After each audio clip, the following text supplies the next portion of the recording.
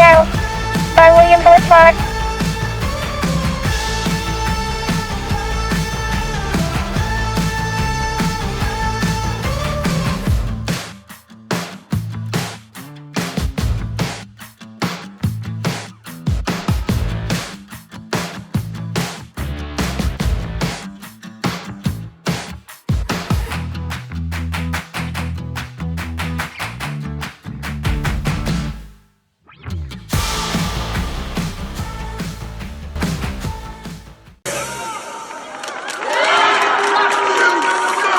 Y'all, we'll be back in 10. We gotta drain the main vein, man. Stick around.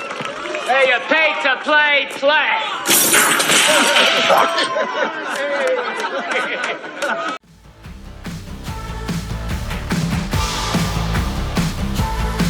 Centipede by Atari.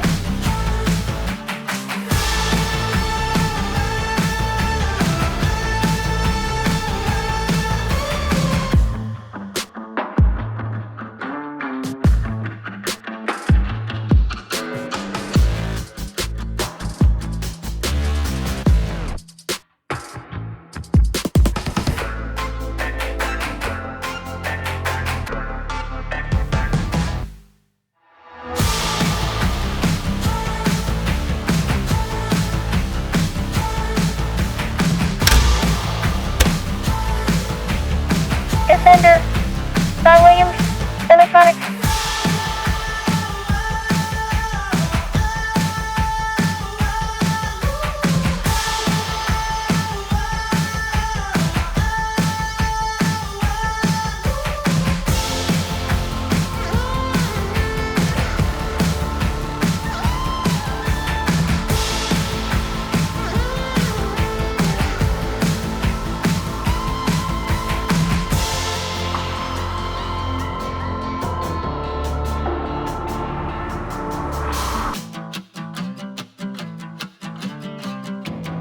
Pac-Man, Namco, Limited.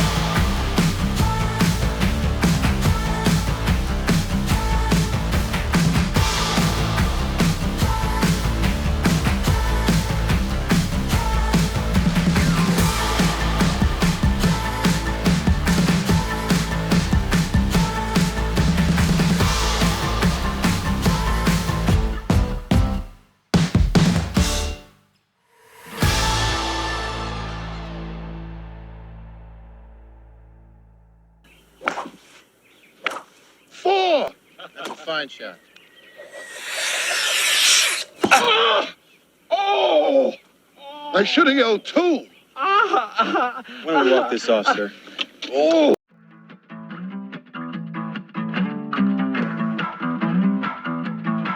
Star Raiders by Atari.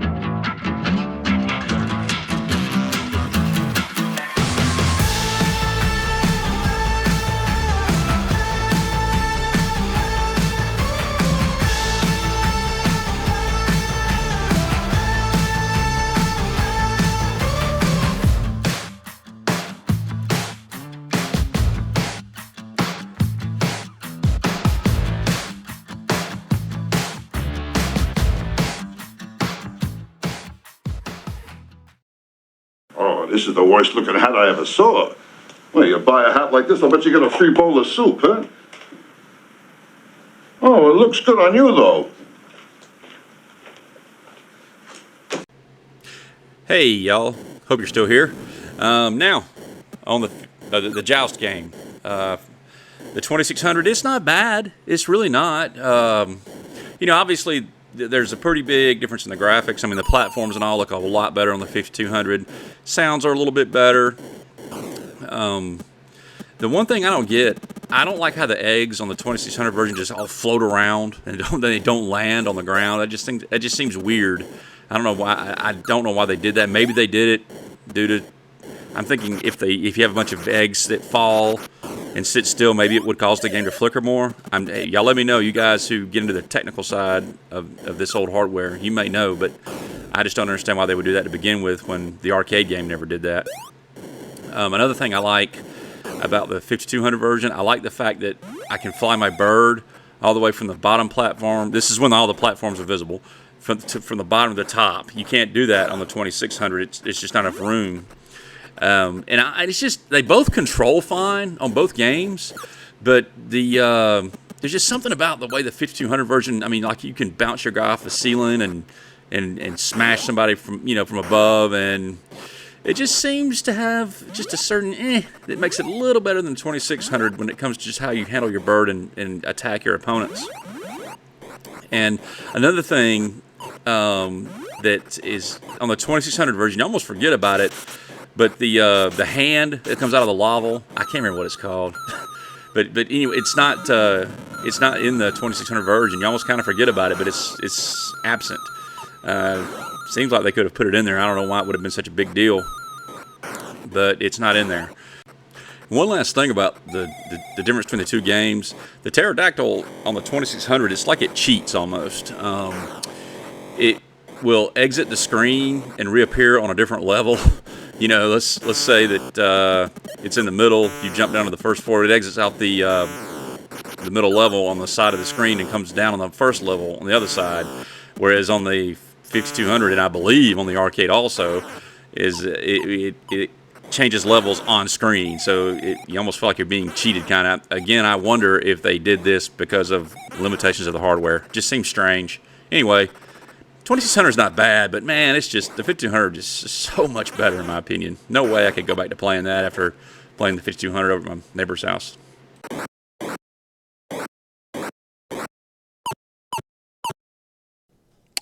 Not all the 2600 games had intro screens like this, but Centipede for the 2600 was definitely one of the best ones ever.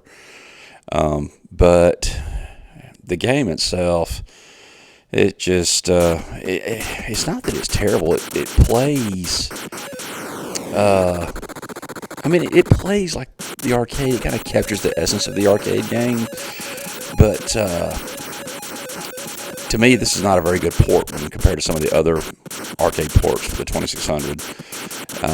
The square little man and the flickering centipede. There's no eyes. There's no detail. And the mushrooms. I mean, if you look at the intro screen, you see that there are mushrooms in the intro screen. Now, I understand that maybe they couldn't. I don't know, maybe the limitations of the system made it where you couldn't have the mushrooms and have them, how in the arcade and on the 5200 you have to shoot one, I think, 3 times, before it is destroyed. But you can see it chips away at it before it disappears, for each shot. Maybe they couldn't do that on the 2600. But it seems like to me they could have at least made the mushrooms look like that intro screen, and still, after you hit them 3 times, they just vanish. I don't know. It just seems kind of weak to me. The 5200 version, the sound effects are great. Now I never played these games, either one of these, with a trackball, but I've heard they both do well, the 26 and the 5200. So if any of y'all have experienced that, or you have the ability to do it now, or you did it years ago, chime in, let me know. I'd love to hear about your experiences of the gameplay using the trackball with either the 26 or the 5200 version. Now, if you listen to the sound effects of this thing, it sounds just like the arcade. In fact, Centipede is one of those games, when you think back to the arcade, the arcade was whenever you would go there, I'm talking about back in the early 80s, for me it was a special treat because I didn't get to go a lot. It was a long way. My parents didn't really like giving me money to go to the arcade. They usually give me a little, but they never really liked me putting money into these things. But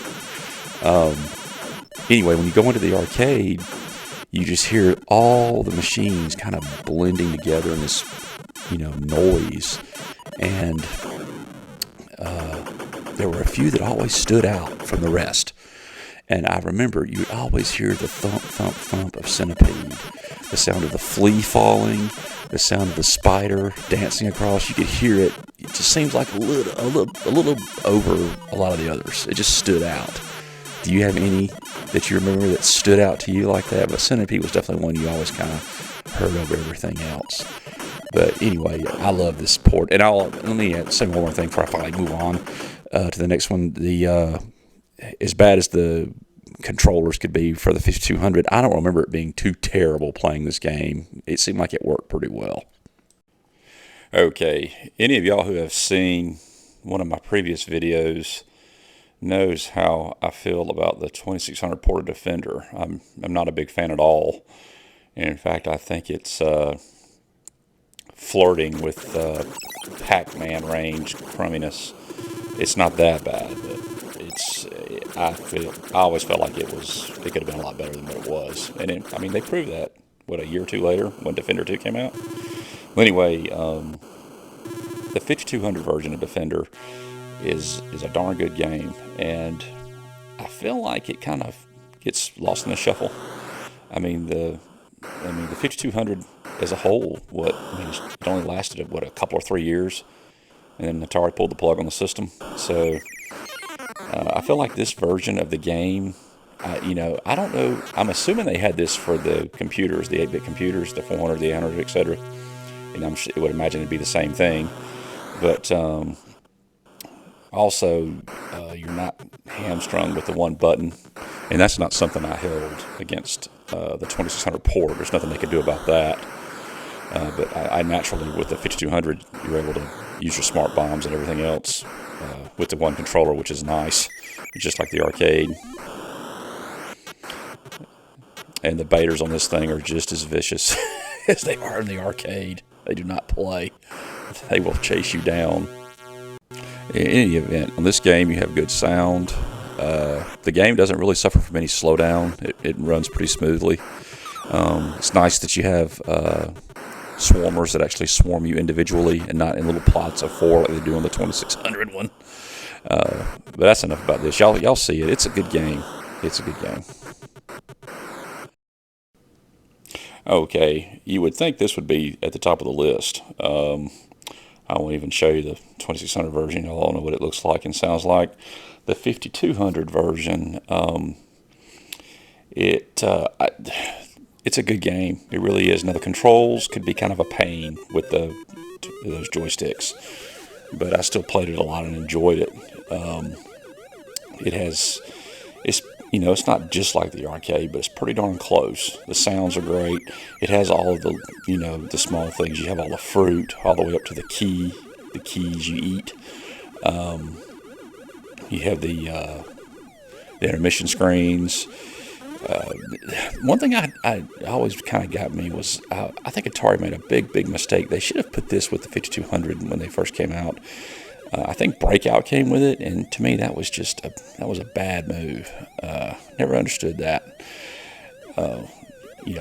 ColecoVision, of course they had gotten Donkey Kong, which was huge, and it was going to be hard for Atari to compete with that. But I think Pac-Man would have been a lot better of a draw as far as a Pac-Man game goes. But this is a solid port, though. A good game that I had a lot of fun playing at the neighbor's house back in the day. I was over on Atari Age just doing some research for the 5200 Pac-Man. I was looking at the different power-ups, the bonuses that appear in the middle of the screen. I always thought that the third item was a peach, even in the arcade version, not an orange. First time I've ever come across that, but that's not what I wanted to show you. I thought this was pretty neat. They scanned in an old instruction book. Click on the next page, and you look there, your best game scores. Somebody with initials JSP on April 29th, 1985, put in their high score. I thought that's pretty cool. Pretty neat. I just wanted to share that with y'all. Okay, last one. Now, I played the 5200 version of Star Raiders, which is basically just they ported it over from their 400, 800 series of computers. I think the game actually came out in like 80 or 81. So it came out way before the 5200 did, but to me, it's one of the coolest games from that era, at least, ever made. I just fell in love with it. The amount of depth that it gives you is just, to me, it's just incredible what they were able to do with such a small amount of memory. It's just amazing. But I had played the 5200 version first, so at some point I had got my hands on a 2600 copy, and I had never seen it except for TV commercials and stuff. And so I hooked it up to my ColecoVision. I had the adapter, the Atari adapter, and when I saw the keypad, I was like, "Oh, this is pretty cool, you know. This is really neat." And then when I put the insert into the keypad, and so only like 5 keys are even used. But the thing that really, where I knew it wasn't going to come close to stacking up, was when I saw the galactic map or the star chart, whatever you call it. And in comparing the two, it's laughable. I mean, the 2600 and then the 5200, you see the amount of depth you have here. It's not even close. So this is why this game ranks number 1. I mean, you could honestly say that that Pac-Man easily is the biggest difference between the 2600 and the 5200. I wouldn't argue with that, but there was just something about Star Raiders and just the impact it had on me back then. That's why it ranks up there as number 1 on this particular list. I'd like to know if any of y'all ever played this back in the day. I'm in my 50s, so whenever y'all were, young like me back then, or even a little older maybe, did y'all ever play Star Raiders for the 8-bit systems or the computers or the 5200? I'd really like to know, because I don't feel like the game gets talked about enough. I just think it's fantastic. But anyway, that's why it's number 1 on this list. It is worth mentioning that there are certain 2600 games that I still play. I played, even though the 5200 version might have been better. I still love Berserk on the 2600, Missile Command, Asteroids, Space Invaders. There are lots of 2600 games that the ports for the 5200 looked better and maybe even played better, but I still enjoyed the 2600 version. Hey, if y'all made it to the end, I appreciate it. I thank y'all for watching my last video about, I did one minor 2049er for the Atari 5200, and y'all seem to like it. I appreciate y'all watching that one. I hope y'all enjoyed this one. I really love talking about this stuff, and it was a great time to grow up, and it's still fun to play sometimes.